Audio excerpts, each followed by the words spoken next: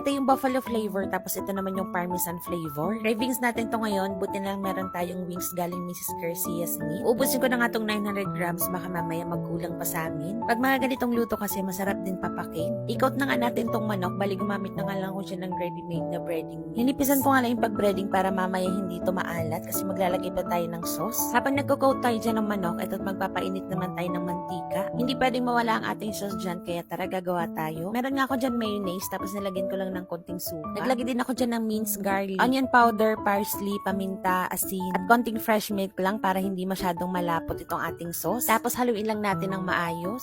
Okay na tayo sa sauce, sakto mainit naman na yung mantika, kaya ilalagay na natin yung manok. Iprito lang natin mga mare hanggang sa mag-golden brown. Nagising nga yung baby ko at hindi ko na natuloy yung pagpiprito. Kaya yung partner ko na lang yung nagtuloy. Tignan nyo naman yung manok natin, laps na tuloy. Medyo natagalan kasi ako sa pagpapatulog. Lumamig na tuloy yung manok natin. Naisipan ko naman ang dalawang flavor yung gagawin ko. Bali, itong isa ay parmesan. Butter nga lang yung nilagay ko dyan, tapos nagbuhos tayo ng parmesan cheese. Pagkatapos yung kalahating manok, nilagay ko na nga dito at halu-haluin lang natin na maayos. Okay na nga yung ganyan, kaya isasalin na natin dito sa plato. Sayang naman yung natirang sauce sa kawali, kaya ilalagay natin dun sa ibabaw. Pagkatapos naglagay pa nga ako dyan ng konting parmesan cheese sa ibabaw at parsley na din. Next naman na gagawin natin yung buffalo sauce. Nagtunaw lang ako dyan ng butter pagkatapos naglagay ng minced garlic. Naglagay din ako dyan ng konting parsley pagkatapos itong buffalo sauce natin. Dinansya ko nga lang yung dami ng sauce pagkatapos sinalo-halo ko na nga. Pagkatapos ilagay na nga natin itong natirang mga manok. Haluin lang natin na maayos para malagyan talaga ng sauce lahat ng manok. At ayan, ganyan lang kadali. Meron na tayong buffalo wings at parmesan wings. Nilagyan ko lang din sa ibabaw ng parsley. Masarap nga to ulamin, papakain, o di kaya pulutan. Kaya ito, isasawsaw na natin dito sa ginawa nating sauce.